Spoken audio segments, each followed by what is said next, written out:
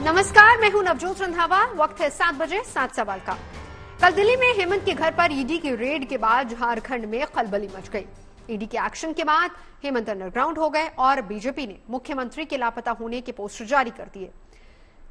CM की गुमशुदगी वाले पोस्टर के जारी होते ही झारखंड की सियासत में हलचल बढ़ गई। ऐसे में हमारे आज के सातों सवाल झारखंड की जारी पॉलिटिकल घमासान पर ही है और हमारा आज का सबसे पहला सवाल है, झारखंड में ईडी एक्शन के बाद बढ़ी हलचल से क्या संकेत मिल रहे हैं।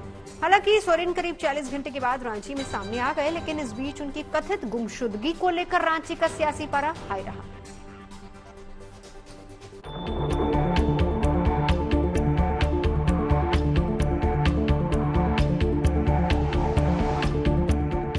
झारखंड के मुख्यमंत्री हेमंत सोरेन करीब 2 दिन के बाद आज रांची में प्रकट हुए, लेकिन हेमंत के दिखने से पहले दिल्ली से लेकर रांची तक खूब ड्रामा हुआ।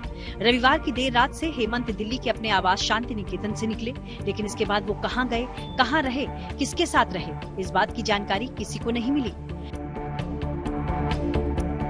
सोमवार को जब ईडी की टीम हेमंत के घर उनसे पूछताछ करने के लिए पहुंची, तो हेमंत घर पर नहीं मिले। हेमंत की अनुपस्थिति में ही ईडी की टीम ने उनके घर छानबीन की। इधर जब आज सुबह तक हेमंत का पता नहीं चला, तो बीजेपी ने हेमंत की गुमशुदगी का एक पोस्टर जारी कर दिया। पोस्टर में हेमंत को लापता बताया गया और उनके बारे में जानकारी देने वाले को 11,000 के इनाम की भी घोषणा कर दी गई। यहाँ तक कि रांची के अरगोड़ा थाने में बीजेपी कार्यकर्ताओं ने सोरेन के लापता होने की एक शिकायत भी दर्ज करा दी। तो फिर ऐसी हालत में मैंने ये कहा है कि भाई अगर कोई भी व्यक्ति मुख्यमंत्री को खोज करके लाएगा तो हमारे ओर से उनको इनाम दी जाएगी। कहीं भी कोई अगर मुख्यमंत्री जाते हैं या तो छुट्टी लेकर के कहीं हॉलीडे मनाने जाते हैं, कुछ दिन पहले गया भी था बाहर, तो सबको पता रहता है कि हम मालदीव गए हुए हैं या घूमने गए हुए हैं। व्यक्तिगत कामों से भी जाता है, लेकिन छुप के थोड़े जाएगा कोई मुख्यमंत्री। भाई मुख्यमंत्री का कोई सुराग नहीं मिलने से रांची में भी हड़कंप मच गया था। मुख्यमंत्री की अनुपस्थिति को राज्य में संवैधानिक संकट के तौर पर देखा जाने लगा। यहाँ तक कि झारखंड के राज्यपाल सीपी राधाकृष्णन ने राज्य के डीजीपी, होम सेक्रेटरी और चीफ सेक्रेटरी को राजभवन तलब कर लिया। Not a right attitude on the party, which is ruling party. But I have nothing to do with political activity. But one thing, we want the law and order to be intact. Law and order will be maintained at any cost. राज्य में तेजी से बदलते घटनाक्रम के बीच रांची में राजभवन और मुख्यमंत्री आवास के साथ ईडी के दफ्तर की भी सुरक्षा कड़ी कर दी गई और वहां पर 100 मीटर के दायरे में धारा 144 लागू कर दी गई। 100 मीटर की परिधि में प्रवर्तन निदेशालय डोरना रांची के कार्यालय से 100 मीटर की परिधि में यह धारा लागू की गई है। आते ही एक्शन में हाथ हिलाकर वेव कर ये बताने की कोशिश भी की कि यहाँ पे सब कुछ ठीक ठाक है, सब कुछ वो सेटल कर देंगे। इससे पहले ईडी कोई बड़ा एक्शन ले, जिस तरह से कहा जा रहा है कि ईडी के पास सब्सटेंस है, इंक्रिमिनेटिंग डॉक्यूमेंट्स है, तो कोई एक्सट्रीम एक्शन उनके खिलाफ हो सकता है। तो उसके पहले जब एक बार एक्शन हो जाएगा, चीजें उनके हाथ से निकल सकती है, उसके पहले वो सब कुछ सेटल करना चाहते हैं। राज्य में मुख्यमंत्री की गुमशुदगी के दावों के बीच आज दोपहर में रांची में हेमंत सोरेन सबके सामने आए। रांची पहुंचने के बाद सबसे पहले उन्होंने गठबंधन के विधायकों के साथ मुलाकात की और उसके बाद वो रांची के बापू वाटिका में महात्मा गांधी को श्रद्धांजलि देने के लिए पहुंचे। यहाँ हेमंत ने कहा कि वो लापता नहीं हुए थे, बल्कि वो झारखंड के लोगों के दिल में बसे हुए हैं।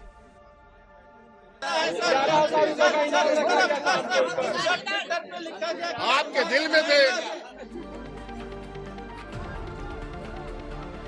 हेमंत के सामने आने के बाद सत्ताधारी गठबंधन के विधायकों का जोश हाई हो गया। विधायकों ने आरोप लगाया कि जानबूझकर बीजेपी की तरफ से मुख्यमंत्री के गायब होने की अफवाह फैलाई गई। मुख्यमंत्री जी हम लोगों सब अपने विधायकों से मिले, एक रेगुलर जो कोरम है, और इस तरह की अफवाह जो भाजपा फैला रही थी उसको एक जवाब मिला है। भाजपा दुष्प्रचार, अफवाह फैलाने का एक बहुत बड़ा तंत्र है। बार बार उन्होंने देश में इस बात को साबित किया है। हेमंत सोरेन के सामने आने के बाद उनकी गुमशुदगी वाले ड्रामे का तो पटाक्षेप हो गया है, लेकिन उनकी असली मुसीबत तो ईडी है, जिसके सामने उन्हें कल एक बार फिर से पेश होना है। रांची से सत्यजीत कुमार के साथ bureau report, good news today. कल हेमंत के दिल्ली स्थित आवास पर ईडी जमीन घोटाला मामले में पूछताछ करने के लिए पहुंची थी, लेकिन हेमंत जमीन के साथ साथ कोयला और खनन घोटाले में भी ईडी की रडार पर है। ऐसे में हमारा आज का दूसरा सवाल है, क्या हेमंत सोरेन पर गिरफ्तारी का खतरा मंडरा रहा है? ईडी सूत्रों का दावा है कि हेमंत के खिलाफ मनी लॉन्ड्रिंग के पुख्ता सबूत मिले हैं और इसके बारे में ज्यादा जानकारी दे रहे हैं मेरे सहयोगी मुनीश पांडे। हेमंत सोरेन की मुश्किलें लगातार बढ़ती नजर आ रही हैं। ईडी सूत्रों की माने तो उन्होंने इतने सबूत इकट्ठा कर लिए हैं जिसके आधार पर वो हेमंत सोरेन की गिरफ्तारी कभी भी कर सकते हैं, लेकिन गिरफ्तारी करने के पहले वो हेमंत सोरेन से पूछताछ करना चाहते हैं, उनको मौका देना चाहते हैं कि उनके ऊपर जो आरोप लगे हैं क्या वो सही है या गलत है, और अगर गलत है तो क्या अपने बचाव में हेमंत सोरेन के पास में कोई सबूत है या नहीं है। आपको बता दें कि हेमंत सोरेन 3 मामलों में उनकी जांच ईडी कर रही है। पहला मामला है राज्य में इल्लीगल माइनिंग का, दूसरा मामला है कोयला घोटाले का और तीसरा मामला है जमीन घोटाले का। ईडी सूत्रों का यह कहना है कि तीनों ही मामलों में जब उन्होंने जांच शुरू की, लोगों के बयान दर्ज किए, तो बयान दर्ज करने के बाद पता चला कि हेमंत सोरेन कहीं न कहीं उन घोटाले से जुड़े हुए हैं और इसी वजह से ईडी का ये मानना है कि अब वो वक्त आ गया है जब उन्हें इस मामले में तय करना पड़ेगा कि आखिरकार हेमंत सोरेन की गिरफ्तारी जरूरी है या नहीं है। दिल्ली में हेमंत के घर पर रेड के बाद ईडी सूत्रों ने दावा किया था कि उन्हें घोटाले से जुड़े कुछ ताजा इनपुट्स मिले हैं और उन्हीं इनपुट्स के आधार पर हेमंत के घर पर छापामारी हुई है। हमारा आज का तीसरा सवाल भी इसी से जुड़ा हुआ है। हमारा सवाल है कि ईडी को हेमंत सोरेन के घर से क्या कुछ मिला है। हेमंत के घर से कैश और 2 महंगी गाड़ियां भी मिली हैं। इसी बारे में और ज्यादा जानकारी दे रही है मेरी सहयोगी Shreyasi Chatterjee. JMM de facto chief और झारखंड के मुख्यमंत्री हेमंत सोरेन पर ईडी का शिकंजा और कसता हुआ नजर आ रहा है। कल हमने देखा कि एनफोर्समेंट डायरेक्टरेट ने जेएमएम से जुड़े हुए 3 आवास पे गए और शांति निकेतन रेसिडेंस जो वसंत विहार दिल्ली में है वहां पे उन्होंने छापेमारी की। छापेमारी करके उनका ये कहना है कि 36 लाख रुपए का इंक्रिमिनेटिंग डॉक्यूमेंट्स और उन्होंने एक BMW गाड़ी भी सीज की है। इसकी पलट जवाब में जेएमएम की तरफ से आज प्रेस कॉन्फ्रेंस के माध्यम से कहा गया कि ये कोई प्रमाण नहीं है कि 36 लाख रुपए हेमंत सोरेन का ही है। ये हो भी सकता है कि क्योंकि हेमंत सोरेन उस वक्त मौजूद नहीं थे, ये एक प्लांट है। मुख्यमंत्री हेमंत सोरेन के सर पर लटकती गिरफ्तारी की तलवार को देखते हुए पूरा दिन रांची में सियासी गहमागहमी रही। सीएम के खिलाफ कार्रवाई की आशंका के बीच आज सत्ताधारी गठबंधन के विधायकों की एक बैठक भी बुलाई गई। चौथा सवाल भी इसी से जुड़ा हुआ है। सवाल यह है कि महागठबंधन के विधायकों को रांची बुलाने के पीछे क्या प्लानिंग है। इस मीटिंग की खास बात यह रही कि इसमें पहली बार हेमंत सोरेन की पत्नी कल्पना सोरेन भी शामिल हुई हैं और कल्पना के मीटिंग में मौजूद रहने से झारखंड में राज और ताज बदलने के संकेत मिलने लगे। हालांकि जेएमएम ने इसे अफवाह करार दिया है।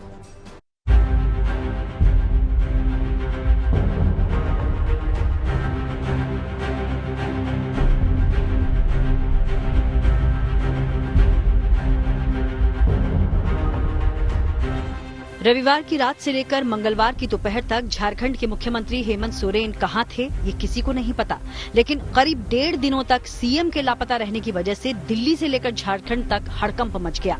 झारखंड में तो हेमंत की गुमशुदगी के सियासी मायने तक निकाले जाने लगे। झारखंड में अनिश्चितता के माहौल में बीजेपी ने सरकार को घेरना शुरू किया। ईडी आपसे पूछताछ करना चाह रही है। ऐसा तो नहीं हुआ ना कि ईडी ने कहा कि हम अरेस्ट वारंट लेके घूम रहे हैं। आप क्यों भाग रहे हैं? इसका मतलब चोर के दाढ़ी में तिनका है। आप चोर हैं इसीलिए डरना चाह रहे हैं, डरपोक हैं, कायर हैं। और एक डरपोक और कायर आदमी 3.5 करोड़ झारखंड की जनता के साथ क्या नहीं करेगा। इधर हेमंत सोरेन पर ईडी के एक्शन के बाद झारखंड मुक्ति मोर्चा के नेतृत्व वाली गठबंधन सरकार में खलबली मच गई। सीएम पर ईडी के संभावित एक्शन को देखते हुए गठबंधन सरकार की तरफ से नई रणनीति बनाई जाने लगी। गठबंधन में शामिल जेएमएम, कांग्रेस और आरजेडी के विधायकों को बैग एंड बैगेज के साथ रांची बुला लिया गया। आज सुबह से विधायकों का रांची के सर्किट हाउस में जुटना शुरू हो गया। विधायकों की बैठक बुलाने के बाद झारखंड के सियासी भविष्य पर सवाल उठने लगे।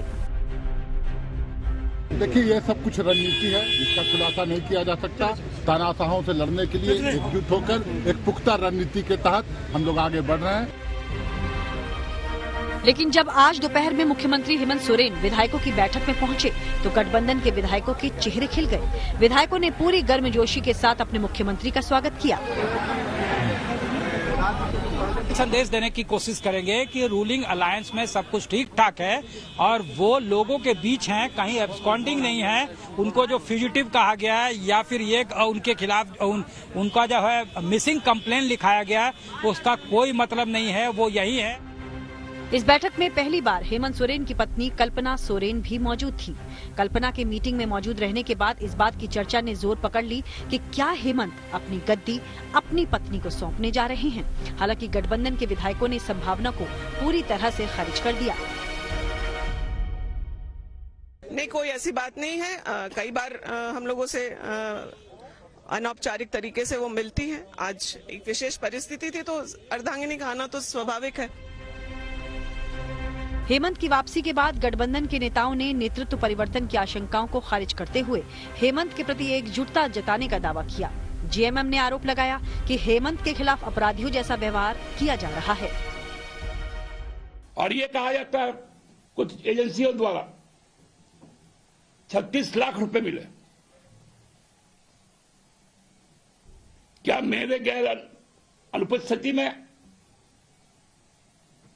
मेरे घर के तलाशी ली जा सकती है? चर्चा कुछ नहीं है, सब हम लोग इंटैक्ट हैं। तो नीचे कौन है यार? हम लोग सारे लोग एकजुट हैं और एक मुश्त हैं। सरकार टस से मस नहीं होगी। 11,000 का इनाम रखा था प्रदेश। अरे दिलवा दीजिए ना, दिलवा दीजिए, हमको दिलवा दीजिए कम से कम। हेमंत के घर छापेमारी के दौरान ईडी को कैश और गाड़ियों के अलावा कई ऐसे महत्वपूर्ण दस्तावेज भी बरामद हुए हैं जिससे हेमंत की मुश्किलें बढ़ सकती हैं। जमीन घोटाले के अलावा कई दूसरे मामलों में भी हेमंत ईडी के रडार पर हैं। ऐसे में हेमंत के खिलाफ ईडी किसी तरह की बड़ी कार्रवाई करती है तो झारखंड में सियासी के साथ साथ संवैधानिक संकट भी खड़ा हो सकता है। लिहाजा दावा किया जा रहा है कि हेमंत ने विधायकों की बैठक में प्लान बी पर चर्चा कर ली है और जैसे ही ईडी हेमंत को अरेस्ट करती है उसी समय इस प्लान को लॉन्च कर दिया जाएगा। रांची से सत्यजीत कुमार के साथ bureau report, good news today. कल ईडी और दिल्ली पुलिस से बचते बचते हेमंत दिल्ली से निकल गए और आज दोपहर में रांची पहुंच गए। इससे पहले जेएमएम की तरफ से दावा यह किया गया था कि वो कल 1 बजे ईडी की पूछताछ के लिए हाजिर रहेंगे, लेकिन ईडी सूत्रों का दावा है कि उनको हेमंत के खिलाफ 3 मामलों में सबूत मिले हैं। हमारा आज का 5वां सवाल इसी से जुड़ा हुआ है। 5वां सवाल है कि क्या ईडी की पूछताछ से पहले गिरफ्तार हो सकते हैं हेमंत सोरेन? इसके बारे में ज्यादा जानकारी दे रहे हैं रांची से मेरे सहयोगी सत्यजीत कुमार। तो जैसे ही ईडी की दबिश दिल्ली में उनके आवास पे पड़ती है, एक मेल जो है सीएमओ की तरफ से जाता है ईडी को कि 31 तारीख को ईडी की टीम उनके आवास पे आ सकती है और 1 बजे दिन में वक्त दिया गया है, पूछताछ कर सकते हैं। लेकिन ये लैंड स्कैम का मामला है।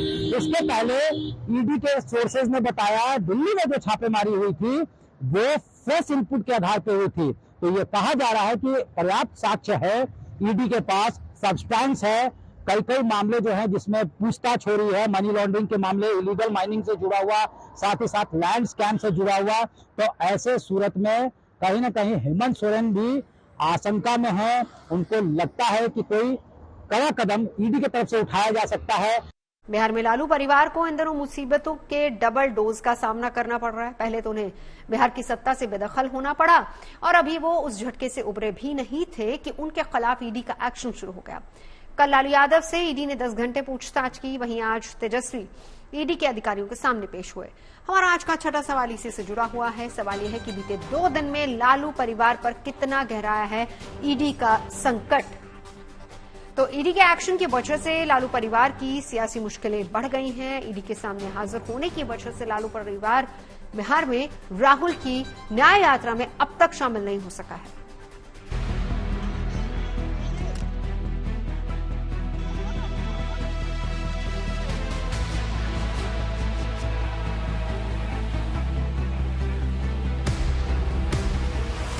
रेलवे में नौकरी के बदले जमीन के मामले में लालू परिवार पर जांच एजेंसी का शिकंजा तेजी से कस रहा है। पहले जमीन के बदले नौकरी मामले में आरजेडी अध्यक्ष लालू प्रसाद यादव से ईडी ने सोमवार को 10 घंटे की मैराथन पूछताछ की और अब बिहार के पूर्व डिप्टी सीएम तेजस्वी यादव पर ईडी ने सवालों की झड़ी लगा दी। एक तरफ पूर्व डिप्टी सीएम तेजस्वी यादव से ईडी की टीम पूछताछ कर रही है तो वहीं दूसरी तरफ ईडी दफ्तर के ठीक सामने इस मंदिर परिसर की तस्वीर आपको दिखाते हैं, जहां तमाम नेताओं का जमावड़ा है। कई पूर्व मंत्री भी यहां पे हैं, लगातार जो यहां बैठे हुए हैं। तेजस्वी यादव जब तक अंदर रहेंगे तब तक आप लोग यहीं? निश्चित तौर पर जब तक वो रहेंगे तब तक हम ही नहीं, यहाँ पर इस राज्य का बेरोजगारों का अरमान। एजेंसी ने तेजस्वी को बीते 19 जनवरी को पूछताछ के लिए समन भेजा था और 30 जनवरी को पटना स्थित कार्यालय में पेश होने के लिए कहा था। ईडी दरअसल जानना चाहती है कि नाबालिग रहते हुए तेजस्वी यादव के पास कौन कौन सी प्रॉपर्टी थी, अब तक तेजस्वी ने कितनी संपत्ति कहां कहां खरीदी बेची है, तेजस्वी की संपत्ति की जानकारी परिवार को है या नहीं, दिल्ली में किसके बंगले में रहते हैं तेजस्वी, गुरुग्राम के मॉल से तेजस्वी का क्या संबंध है और तेजस्वी की कारोबारी डील कौन करता है। ईडी के सवाल कई हैं और इसे लेकर बिहार की राजनीति में जंग छिड़ी है।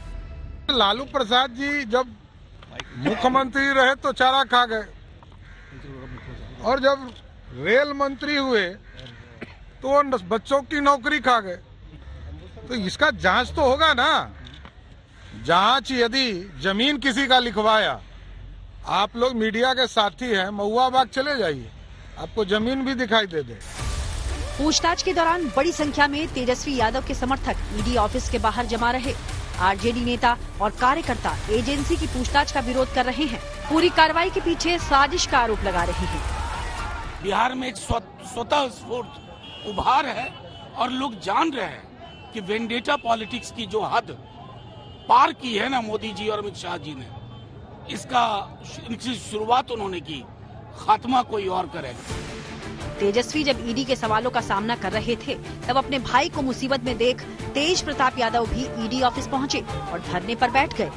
इधर बहन और सांसद मीसा भारती भी तेजस्वी के समर्थन में ईडी दफ्तर पहुंची और सीधे पीएम पर निशाना साधते हुए कहा कि 2024 के चुनाव को लेकर प्रधानमंत्री मोदी डरे हुए हैं। मुझे लगता है कि प्रधानमंत्री जी काफी डरे हुए हैं 2024 के चुनाव को लेकर, मद्देनजर लेकर के।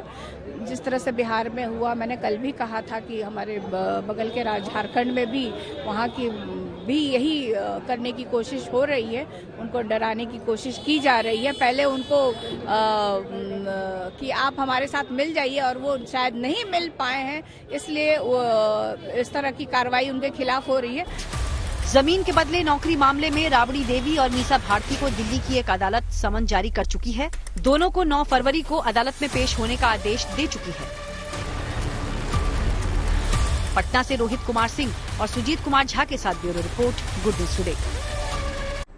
बिहार की सरकार से किनारे लगा दिए जाने के तुरंत बाद लालू प्रसाद यादव के परिवार पर ईडी ने शिकंजा कस दिया। लैंड फॉर जॉब मामले में ईडी की पूछताछ को जहां आरजेडी ने बदले की कार्रवाई बताया, वहीं बीजेपी इसे न्याय संगत करार दे रही है। और ऐसे में हमारा आज का आखिरी और 7वां सवाल है, ईडी के एक्शन के बाद बिहार में बढ़ेगा सियासी बवाल। तो आइए आपको सुनवाते हैं बिहार के ताजा घटनाक्रम पर क्या कह रहे नेता। बिहार के लोगों ने खेला कर दिया, अब दूसरी खेला नहीं होने वाली है। ये बिहार के जनमानस ने ये हुआ है। ये तो मन बना ही रहे थे कि नीतीश जी को गद्दी से उतारूंगा, मैं बनूंगा, अब विशुद्ध जंगल राज 2 का राज होगा। लालू जी के ऊपर भ्रष्टाचार का आरोप, अलग बात है कि अलग अलग विषय में उनके ऊपर आरोप लगा है, लेकिन भ्रष्टाचार से संबंधित ही सारा आरोप है। और ऐसा आरोप आज नहीं, लालू जी जिस दिन मुख्यमंत्री थे बिहार के, उस दिन से उनके ऊपर है। कि बहुत दुख होता है, जिसका नाम मैंने प्रपोज किया व्यक्तिगत रूप से कि देश का प्रधानमंत्री बिहार का हो, अब कोई व्यक्ति अपने बेटा का नाम नीतीश कुमार नहीं रखेगा। कोई भी व्यक्ति अपने बेटा का नाम नीतीश कुमार नहीं रखेगा, मैं ये बता रहा हूँ। 7 बजे 7 सवाल में अभी के लिए बस इतना ही। देश और दुनिया की तमाम अच्छी खबरों के लिए देखते रहिए गुड न्यूज।